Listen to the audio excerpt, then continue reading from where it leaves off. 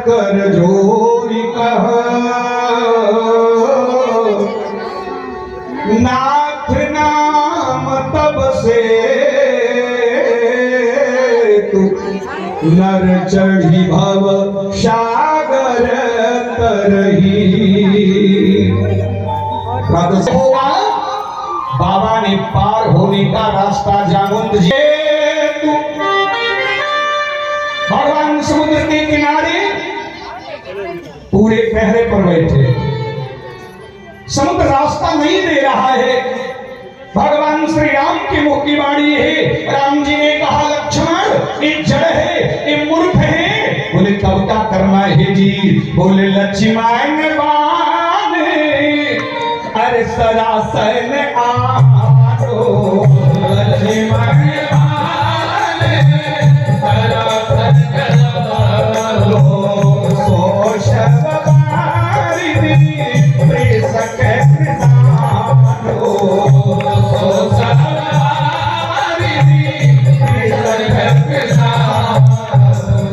बड़ी लंबी चौड़ी बात हुई।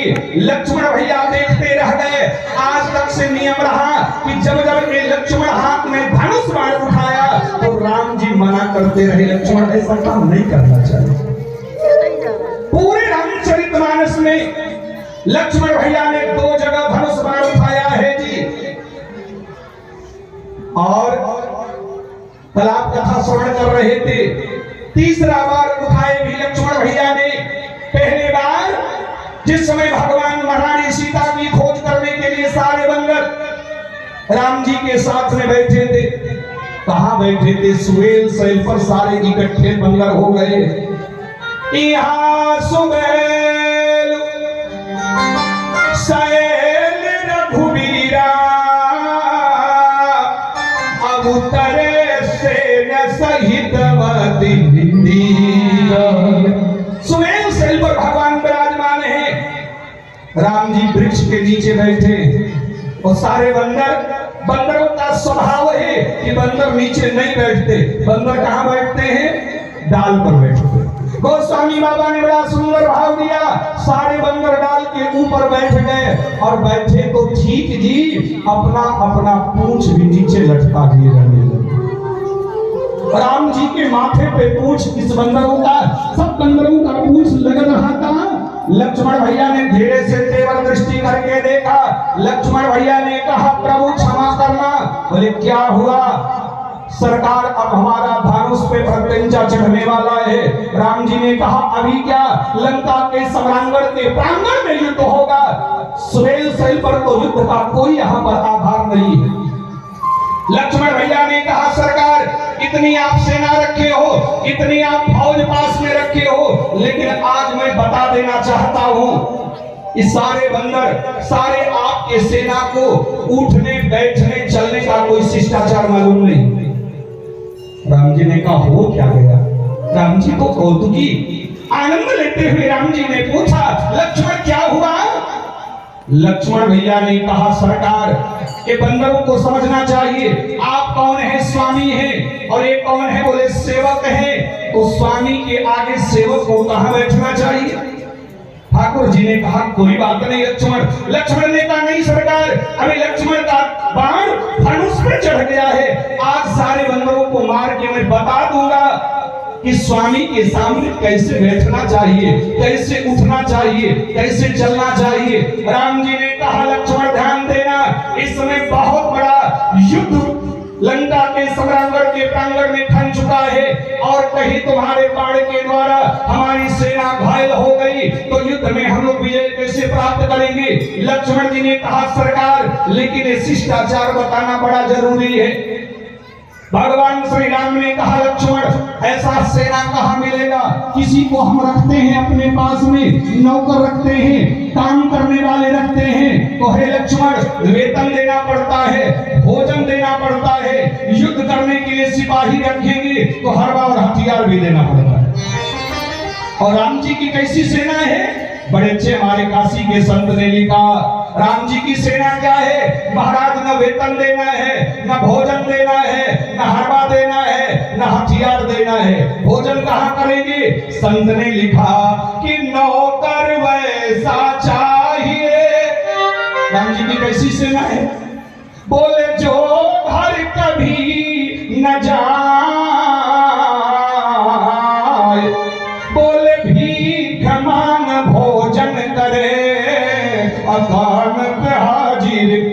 राम जी की ऐसी तो सेना, कोई भोजन किचन की कोई व्यवस्था, जहां कंदमूल फल मिले महाराज खा के मस्त, लड़ाई में सबसे आगे। निवेदन करना चाहता हूं, राम जी ने कहा लक्ष्मण तुम मार नहीं पाओगे। लक्ष्मण ने कहा सरकार अवश्य मारूंगा। जब ही राम जी के सामने लक्ष्मण जी ने धनुष पे बाण चढ़ाया तो स्वामी बाबा की कलम खुली।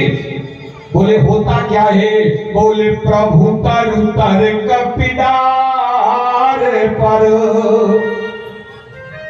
प्रभु तरु तर कपिदार पर, बोलते किए आप समान। राम जी सारे बंदरों की तरफ मंद मंद एक बार मुस्कुराए, सारे बंदर राम के स्वरूप में हो गए। लक्ष्मण भैया जिधर धनुष से बाण को छोड़ना चाहते हैं, पूरे वृक्ष पर राम ही राम दिखाई पड़ने लगा। लक्ष्मण जी महाराज धनुष से बाण उतार के ठाकुर के चरणों में लेते। आज दूसरी बार वही मिथिला में सखियां जब राम जी को भाई आप सुनते आए हैं, ससुराल का दो ही चीज प्रिय है। ससुराल इस तरह कोई किसी को गाली दे दे तो फौजदारी हो जाए, और ससुराल में गाली सुनने को न मिले तो सब मामला ढीला हो जाएगा। क्यों लखन भाई, बात सही है। लेकिन जिस समय सारी सखियां भगवान श्री राम के विवाह के बाद मंगल में गाली देना प्रारंभ करती हैं, गोस्वामी बाबा ने लिखा कि जेवत दे अरे मधुर धुन गाड़ी, जेवत दे मधुर धुन गाड़ी, लय लय नाम पुरुष करुणारी, लय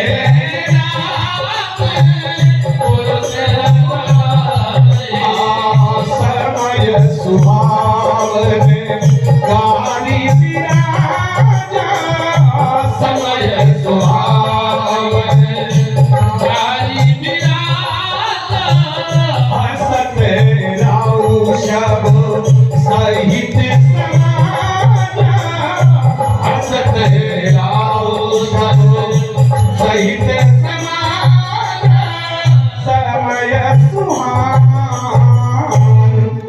सारी मिथिला की सखियां गाली दे रही थी। लक्ष्मण भैया ने कहा सरकार ये मिथिला की सखियां गाली दे रही है।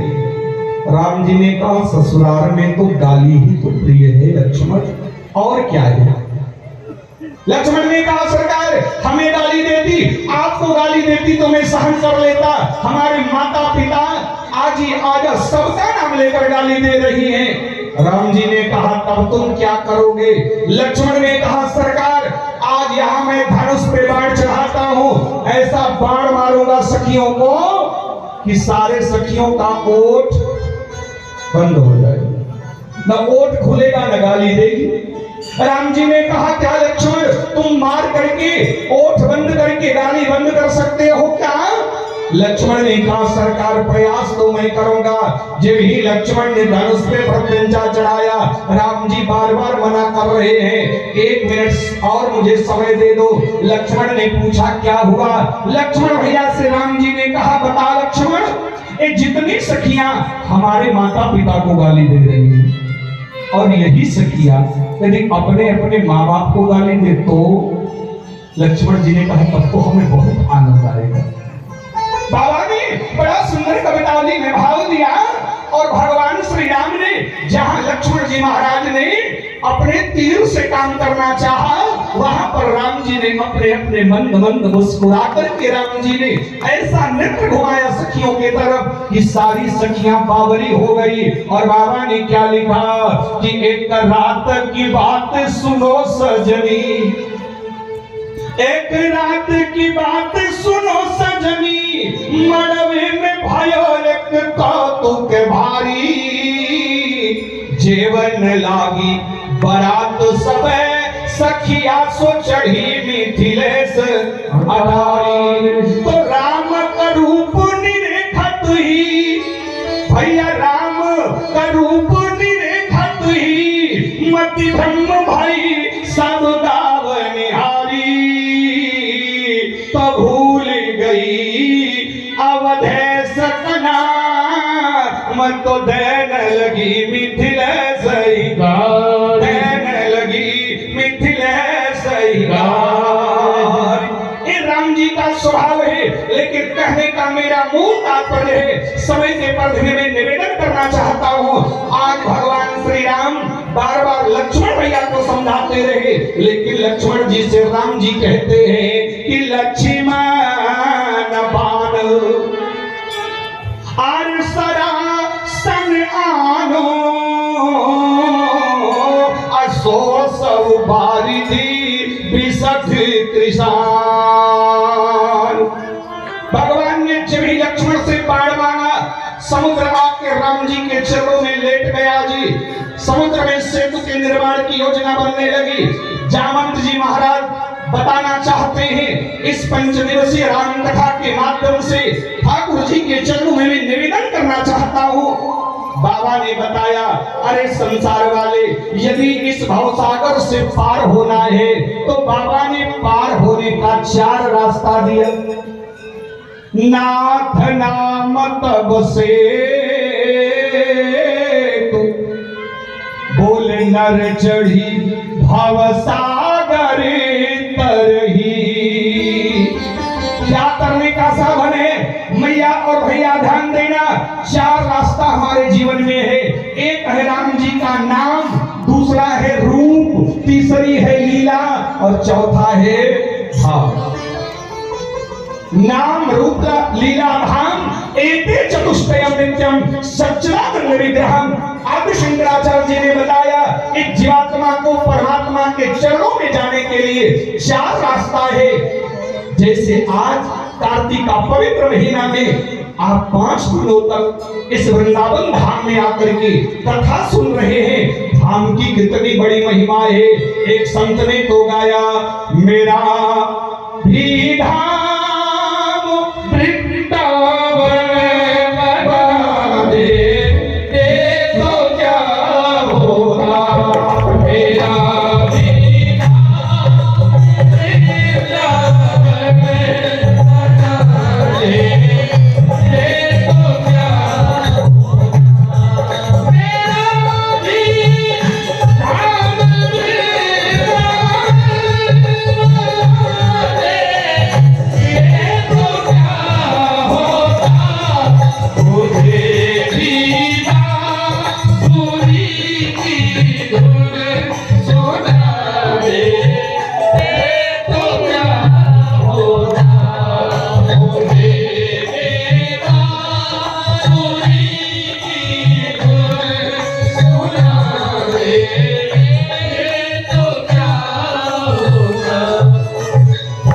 नाम रूप लीला भाव 4 चीज।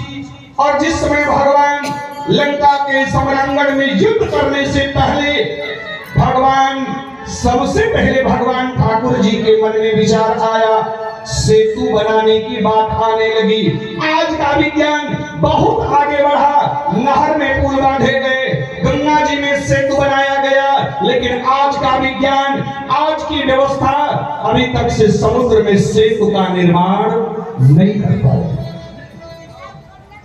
समुद्र में सेतु के निर्माण करने से पहले ये वृंदावन बाग, आज यह आश्रम पूज्य महाराज श्री के माध्यम से कितने संतों की सेवा, कितने सारे लोगों का देख रेख करना, निवेदन में करना चाहता हूँ। भगवान के भी मन में ये मंदिर क्या है, आज हम मंदिर बनवाते हैं, मंदिर की व्यवस्था देखते हैं, मंदिर का स्वरूप क्या है, मंदिर क्यों जरूरी है, क्या मंदिर रहेगा तभी हम पूजा करेंगे।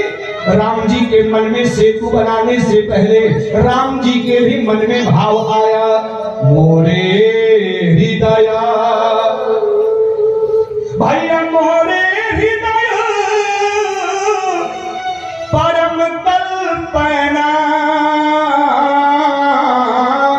क्या कल्पना राम जी ने किया, यहाँ करी हो शंभु थापर। पूरे महाराज भगवान श्री राम की सेना में सारे लोग उपस्थित थे।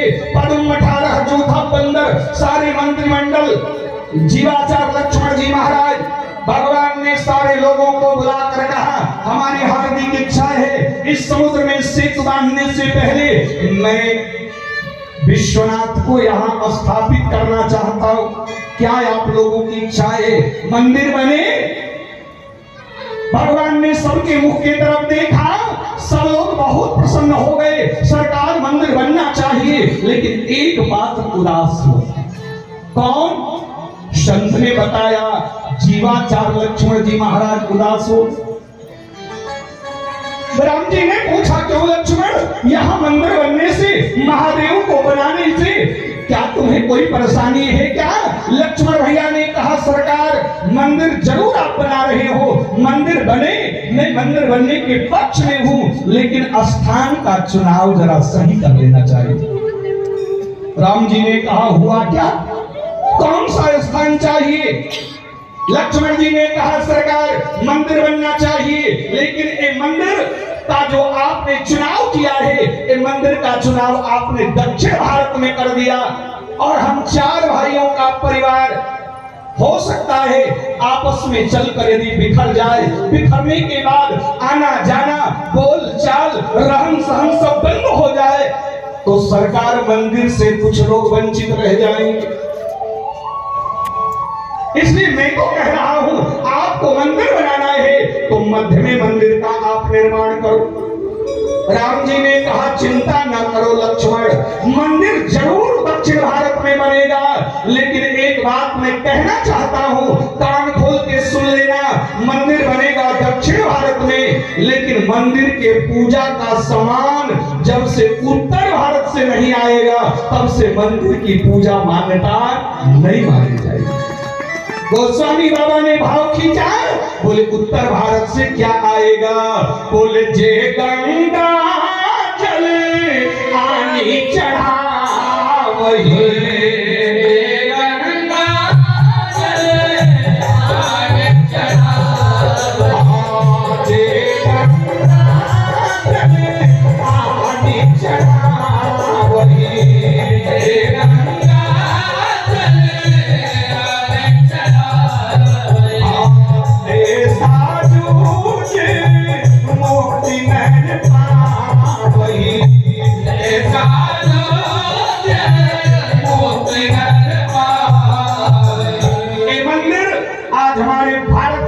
सनातन धर्म का एक धरोहर है। भगवान श्री राम ने लिंग थापी विधिवत करी पूजा, भैया शिव समान प्रिय मोहि न दूज। हमारे भारतवर्ष में एक तरफ सैन्यों का लड़ाई चल रहा था, उस समय एक तरफ वैष्णवों का लड़ाई चल रहा था।